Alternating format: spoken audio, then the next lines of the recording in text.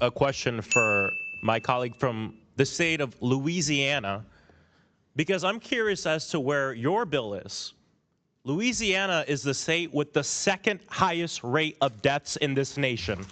You are more likely to be shot standing on a random street in your state than you are in Washington, D.C. So my question is, where's your bill for the occupation of the state of Louisiana to keep your people safe, if you're at all sincere in this? Gentleman yield for an answer. I yield for an answer. I support state rights. I'm a constitutionalist. But not D.C.? Stand by.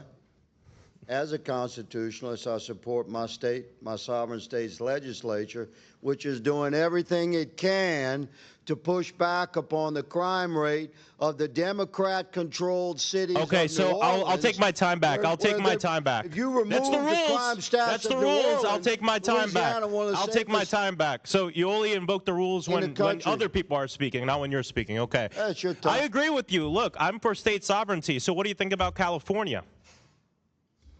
California is not where I live. You asked me about my state. See, you only care, and I'll reclaim my time. I'll reclaim my time. I'll reclaim my time. I'll reclaim my time. I will reclaim my time. The gentleman will stop speaking. I will reclaim my time. You're more likely to be shot standing in a random street in your state, this is in Louisiana, than anywhere in Washington, D.C. And you're here because you're lapdogs to the President of the United States, who during the election last year, we said time and time again, I reclaim my time. Down, Mr. Chairman. All right, hold on. My colleague just called me a lapdog for the President of the United States. I move for his words to be taken down. Crime in the District of Columbia has recently reached levels unseen since the violent era of the early 1990s. Juvenile crime has reportedly more than doubled the national average as of February 2024. The D.C. Attorney General and D.C. Council's soft-on-crime policies have created an environment of school absences and offenders to be released, allowing juvenile crime and violent crime to flourish. Further, recent anti-law enforcement rhetoric and highly restrictive policing laws from the D.C. Council have created retention and recruitment challenges for the Metropolitan Police Department. President Trump, in response, has made sweeping moves to bring federal law enforcement resources into the district and exercise existing authorities under the Home Rule Act to direct local law enforcement to combat the crime crisis. Like President Trump, House Republicans are committed to restoring law and order in our nation's capital city. The Home Rule Act, which was signed into law in 1973, provides a charter for the local government of the District of Columbia, granting a degree of self-governance to D.C. officials, including the authority to legislate, conduct elections, and otherwise govern local municipal affairs. Under the Home Rule Act, Congress retains the right to enact legislation for D.C. on any subject, including legislation to amend or repeal any law in force in the district prior to or after an enactment, and any act passed by the D.C. Council. Today, this committee will exercise this authority to consider several pieces of legislation to reinforce President Trump's efforts to make D.C. safe again. It's pretty clear that Donald Trump and House Republicans, especially here on the Oversight Committee, are pushing a blatant power grab by hijacking authority from local Washington, D.C. leaders and residents. Now, as a former mayor myself, I know that city governments must serve the residents, and governments are there on behalf of the people. It's also a way to ensure when you elect someone to government that they're being held accountable by the people that elect them. Now, Congress should not use our nation's capital, an American city with over 700,000 residents, as a political prop. The people of Washington, D.C. should be empowered to make their own decisions. And quite frankly, if the president is so obsessed with governing D.C., he should step down as president and run for mayor. Now, Mr. Comer, we'll talk about this first bill. I and Democrats strongly oppose the so-called District of Columbia Home Rule Improvement Act, which should just be known, quite frankly, as the Home Rule Reduction Act. We know that D.C.'s autonomy is already limited, as the world has learned over the last month.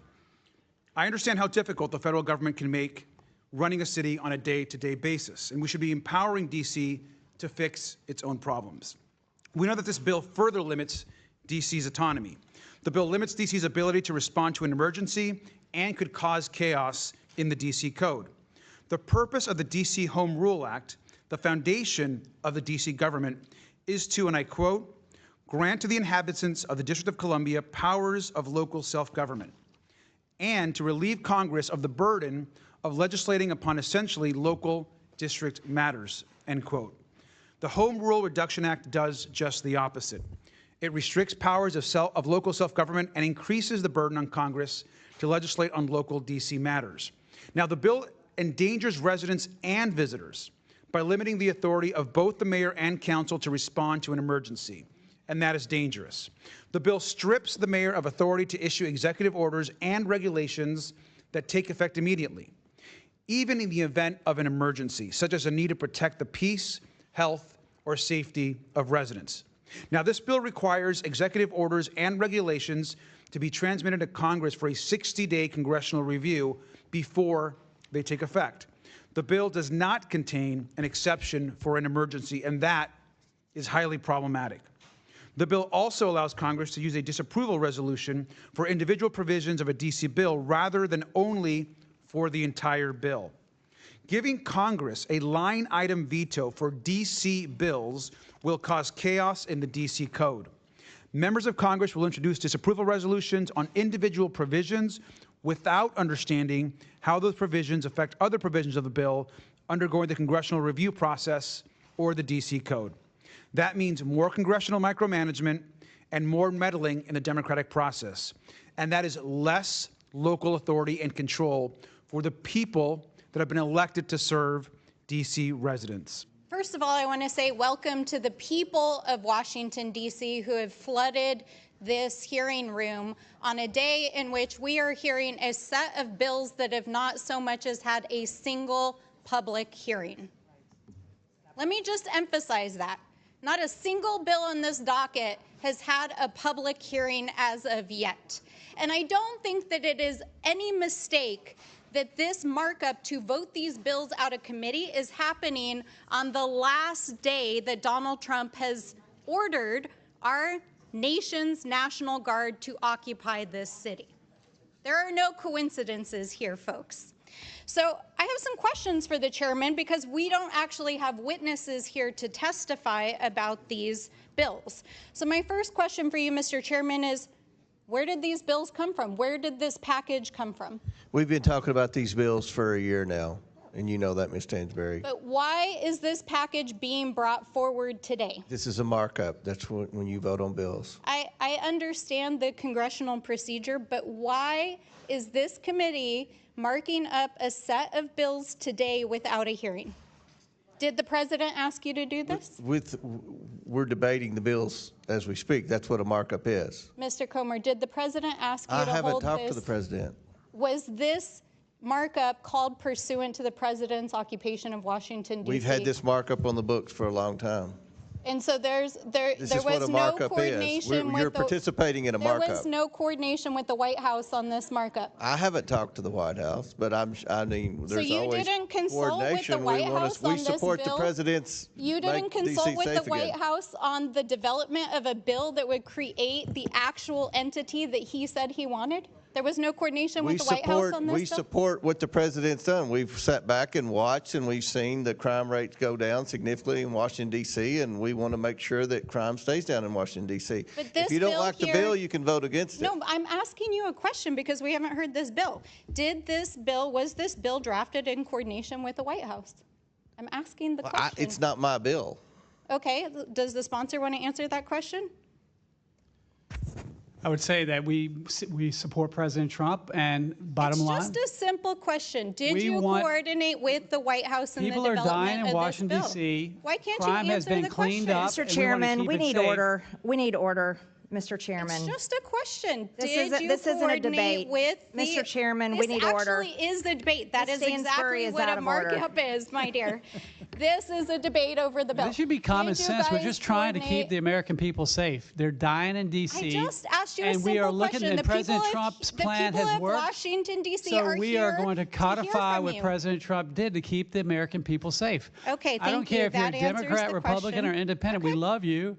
But we've got to keep you safe. Okay, let me ask you another question. I'm going to ask the sponsor this question. Have you ever been inside of City Hall? Yes or no? I have not. Have you ever attended a city council meeting here in Washington, D.C.? I have spoken with people all over Have you D.C. ever and attended a restaurants and city everything council else. meeting here in Washington, D.C.? And they thank us that they can walk down the street and walk their dog and ride on a subway without getting stabbed. Did you consult with the Without being mayor part of or a the drive-by. council or any members of And law without people enforcement coming in out the of Baltimore development and other of this places bill? because they know the laws are too lax here and it's not safe. I'm asking the sponsor of this bill, did you consult with the mayor or the city council in the development of this bill? I consulted with the people of Washington, D.C. You did. Can you tell us some of who you consulted with? Can you tell us who you consulted with, sir? Congress has jurisdiction over Washington, D.C., but No, I I'm talked asking with you a very simple question. Who did you consult And with? I Did just you told you. consult with I just answered you, but you're Did you not- consult with the law enforcement of Washington, D.C.? I talked to in the police development of officers this as bill? well, yes. I'm asking the I did. gentleman I spoke with who's- law enforcement. I spoke with restaurant owners. I spoke with people walking their dogs all around D.C. Oh, you and they talked to said, people thank walking God, their dogs. That's thank how God you we can developed walk the down bill. the street without being stabbed or mugged to be part of a drive-by. Oh, I okay. can't believe a Democrat, Republican, Independent would not like this common sense legislation Sir, do you live that in the keeps Washington? people safe. Do you live in the Washington D.C. Will the area? gentlelady We're all here. I'm asking you I've a been here question. 9 Are months. you a resident of Washington, D.C.? recognize her colleague from Louisiana? Sir, I have my time here. I'm asking the sponsor of the bill. You have debate time on your own. There's plenty of time to debate.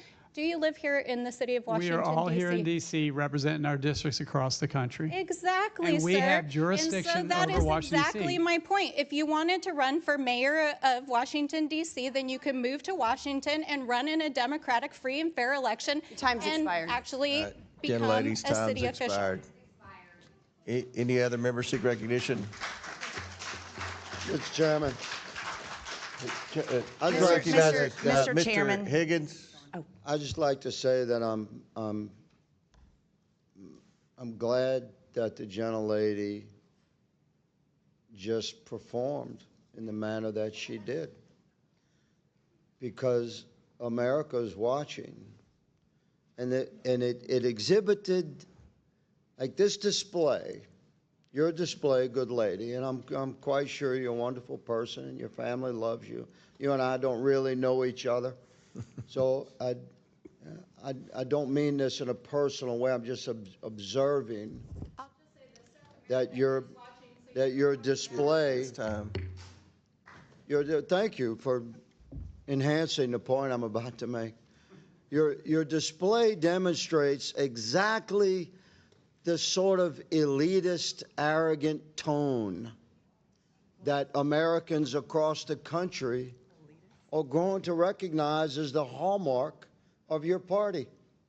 So we sit back and I would yield my entire time to carry on like that, like to demonstrate to the American people, this is what the Democrat Would like Party to yield your time. represents. I'm happy to take more time. Arrogant elitism.